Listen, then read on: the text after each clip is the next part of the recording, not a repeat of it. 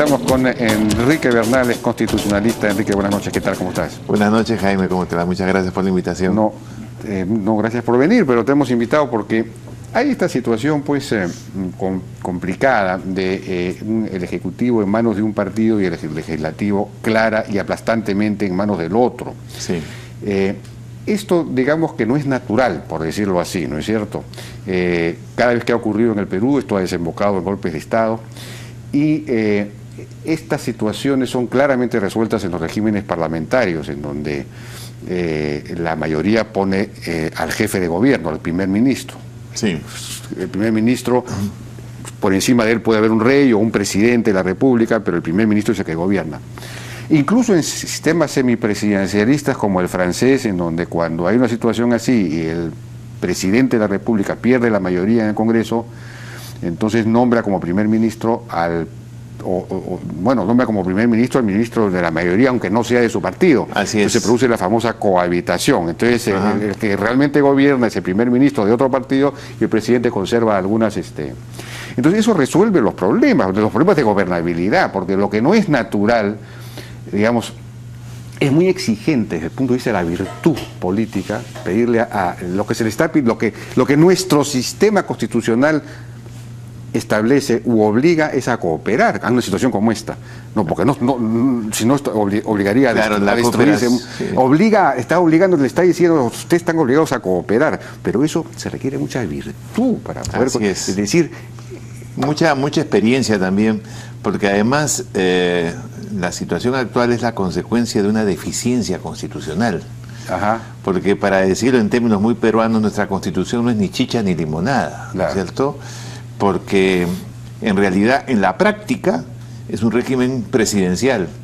Pero si tú lees el texto de la Constitución, el régimen es mixto, presidencial parlamentario, porque no tiene sentido en un régimen presidencial, ¿no?, que el Consejo de Ministros y los ministros dependan de la doble confianza, dependen de la confianza del presidente que los nombra y del Parlamento que vota la confianza o la censura.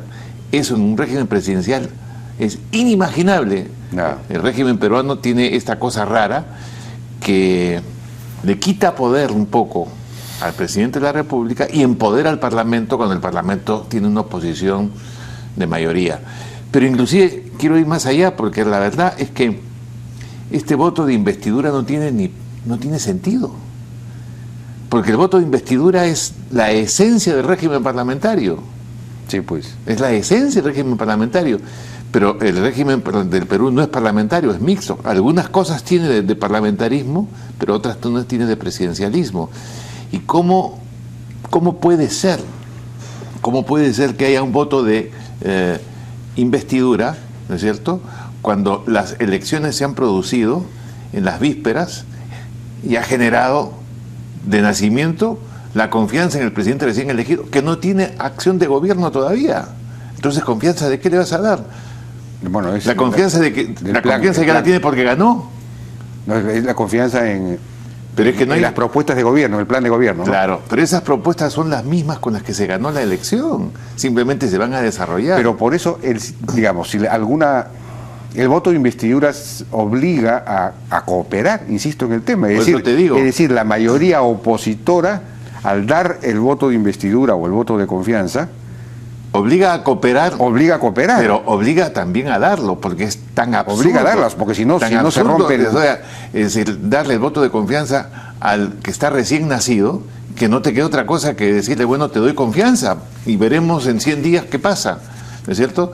Pero debutar una oposición parlamentaria diciendo no te doy confianza, cuando realmente lo que se está presentando es el plan de gobierno que ganó, no tiene sentido, pues. Claro. No tiene ningún sentido. Entonces, claro, yo creo que sí hay un principio de cooperación, pero la cooperación real se va a dar después, cuando se pida el voto de confianza, cuando se pida la delegación de facultades, cuando hayan, digamos, propuestas o acciones por cada uno de los sectores. O sea, la confianza no se gana al nacimiento, ¿no? La confianza se gana en la actividad, en la acción.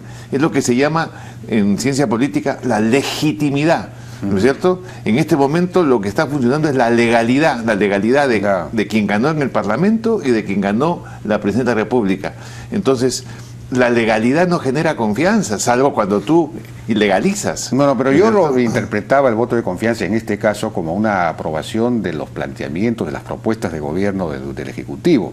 Pero claro, si en el Congreso predomina la oposición, es decir, otro partido que presentó otro programa, entonces caemos, digamos, esto desconcierta, la propia Fuerza Popular, digamos, está, me parece a mí una confusión de actitudes, porque dice, bueno, yo voy a convertir en leyes mi programa de gobierno, con lo cual implícitamente está diciendo no voy a aprobar ese plan que me van a presentar, que es distinto al mío, entonces no voy a dar el voto de investidura. Pero si no doy el voto de investidura, no, es decir, esto se rompe. Entonces, el sistema está mal armado. Pero para quien, porque tiene un número mayor, vota la no confianza, o sea, no le da la investidura, numéricamente está ganando, pero políticamente está perdiendo. Porque, digamos, lanza al país a una especie de debilitamiento de la estructura política gubernamental. Claro. ¿No es cierto? Que tiene que, en 15, 20 días, recién está constituido, recién entra a gobernar y ya tiene que cambiar gabinete. ¿De qué? ¿De para qué? Sí, pues. Eso no tiene ni pies ni cabeza. Entonces, yo creo que cuando hay interdeclaraciones como la de Luz Salgado, la de Salaverry, que dicen, vamos a dar confianza, es porque realmente hay una evaluación política de qué es lo que más les conviene como oposición mayoritaria.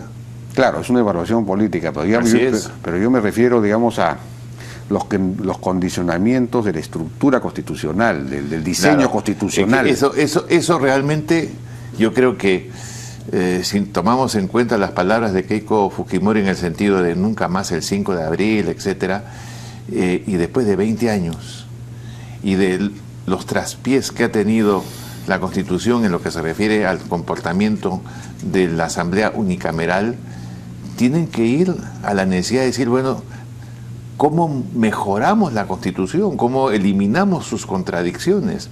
¿No? Pero no habría que ir a un esquema como el francés, que digamos que resolvería el tema. Digamos que... Pero claro, pero a ese sistema se llega. Comenzar con él, yo creo que mejor hay que limpiarla dentro de una posición de reforma del Estado.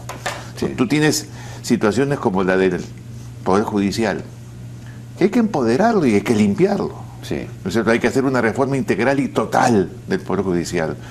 Tienes que revisar el Consejo de la Magistratura, no camina esa composición del Consejo de la Magistratura, ¿no es cierto? Así es. Tienes que revisar toda la parte de la estructura del sistema electoral. Yo diría, realistamente, no toquemos la parte económica de la Constitución, pero la parte de estructura del Estado, eso hay que revisarlo, eso hay que modernizarlo. Lo que tenemos es un Estado decimonónico en el siglo XXI. Pongamos en la hipótesis de que el Congreso no le dé el voto de investidura, Fuerza Popular no esté de acuerdo con las propuestas planteadas. Que racionalmente me estás exigiendo un ejercicio que me supera. ¿Por qué? No, sí, yo no creo que va a ocurrir eso, pero pongamos en ese caso. Entonces el gabinete tendría que renunciar, según la Constitución. Entonces, para que no ocurra lo mismo con el segundo gabinete, lo lógico sería que el presidente Pablo Kuczynski nombre como primer ministro a alguien de la mayoría. Es decir, caemos inmediatamente en el tema francés, es decir, la cohabitación. O en el pradismo. De esa manera se resuelven los problemas. O en el pradismo, ¿no es cierto? Que venga el Beltrán, pues. Que venga el Beltrán, claro. Que venga el Beltrán, sí, pues, y resuelve el problema. Pero, por eso, digamos, yo lo que me pregunto si no sería conveniente avanzar a un diseño constitucional que haga posible eso. Es decir, que no plantee, digamos, que plantee una solución constitucional que permita el gobierno, porque aquí estamos en un trempamiento. Basta con que haya un poco de mala voluntad de la mayoría y se traba el gobierno, pasamos a una confrontación de poderes y esto es lo más negativo que puede haber. Yo creo que la política también es evaluación de intereses y de conveniencias, ¿no es cierto? El fujimorismo ha tenido una actuación interesante, sobria, con el gobierno de Toledo, con el gobierno de García, con el gobierno de Humala. ¿Por qué tendría que tener una mala conducta con el gobierno con el que ideológicamente se acerca más? Entre otras cosas, porque ni Kuczynski ni el fujimorismo son fuerzas ideológicas, sí, pues, ¿no? Lo que son fuerzas más bien de tipo programático, ¿no? Y coinciden mucho. Que se manejan con relativa cercanía en el terreno económico, en el terreno de algunas políticas sociales, la inversión privada, la infraestructura. O sea, las posibilidades de llegar a acuerdos son múltiples. Así es. ¿No? Lo que pueden haber son, pues, los picores que aún quedan de las elecciones. Pero eso ya pasó, pues no se puede vivir en el pasado. Así es. ¿No? De acuerdo. Entonces, o sea, lo que hay que buscar son acuerdos prácticos, ¿no? De buenas prácticas políticas que se pueden lograr. En distintos campos, yo entiendo que el discurso del presidente Kuczynski ha sido excelente, y excelente por una razón muy sencilla, porque en realidad él ha interpretado bien la Constitución, ha hablado como jefe de Estado, y ha dicho, de acuerdo a la Constitución, quien va a presentar el programa con las políticas concretas y las metas es el presidente del Consejo de Gobierno, lo cual, de algún modo, quisiera decir, en la práctica, que está cediendo o está concediendo atribuciones de gobierno a sus ministros, va a gobernar con sus ministros y va a despresidencializar un poco, porque va a ser el jefe de Estado, el que se va a guardar las grandes decisiones en defensa, en descentralización, en política internacional, en los convenios internacionales, viaja a la China, etcétera. Eso yo lo Pero el encuentro jefe del bien. gobierno sería más bien el presidente del Consejo de Pero Ministros. por supuesto. Pero por primera vez avanzaríamos a algo así. Yo creo que sí. Pero yo creo es algo que está, es creo una posibilidad. Es una posibilidad, pero creo que es un avance interesante, ¿no es cierto? Visto que la concentración de todas las atribuciones, que el presidente de la República sea el jefe del Estado, el que dirige el gobierno, el que personifica a la nación, el que da los indultos, bueno, no da resultados buenos ni positivos. Al contrario, Claro. entrampa las decisiones, las hace más relativas, las demora. Entonces hay que agilizar la decisión gubernamental. De acuerdo, pero yo insisto en el tema del diseño constitucional porque, digamos, tal como está la cosa ahora, lleva, por un lado, a Fuerza Popular a decir, o a Keiko Fujimori a decir, bueno, nosotros vamos a convertir a nuestro programa en leyes, como si tuvieran el Ejecutivo. Eso tendría sentido si ellos estuvieran, digamos, tuvieran el jefe de gobierno, digamos, el primer ministro. Y por otro lado decir, somos oposición. ¿Cómo pueden ser oposición? Bueno, Digamos, oposición. Si ellos convierten su programa en leyes, entonces no el Ejecutivo va a tener que aplicar digamos, un programa ajeno, el de Fuerza Popular. Fuerza Popular no podría ser oposición a su propio programa. Pero entonces, mira, todos son contradicciones, ¿me pero entiendes? fíjate, es que hay que distinguir la palabra del acto, ¿no es cierto? Las ganas de la verdadera posibilidad. ¿Por qué lo digo? Porque si tú analizas el programa presentado por Fuerza Popular, ¿no es cierto? El 50% o más de las decisiones legislativas son con iniciativa de gasto que no tienen, porque la Constitución se lo impide. Que quieren hacer políticas sociales, eso es gasto. Claro, sí, pues. Entonces tienen que aprobar las políticas sociales que presente el gobierno, Así ¿no es cierto? Que quieren hacer una expropiación o una política de infraestructura, eso es gasto, no lo pueden hacer. Entonces, yo creo que no hay que asustarse cuando el suelo está parejo. Una cosa es las ganas de advertir, somos mayoría y podemos hacerlo, y otra cosa es que lo puedan hacer, porque tienen que actuar dentro del marco de la Constitución. Yo lo digo esto porque no puedo decir en televisión lo contrario de lo que digo a mis alumnos cuando enseño constitucional, ¿no es cierto? De manera que una fuerza de oposición radical tiene ciertas trabas constitucionales en un Estado de Derecho. De manera que hay que tener la confianza y la certeza de que una cosa es lo que se diga como advertencia dentro de un posible campo de negociación y lo que se puede hacer en la realidad. Sí, pues yo tengo la sensación de que el régimen constitucional nuestro, de alguna manera, ante una situación como esta, en que los dos poderes están en manos distintas, los obliga a cooperar, porque si no, llevaría a la destrucción.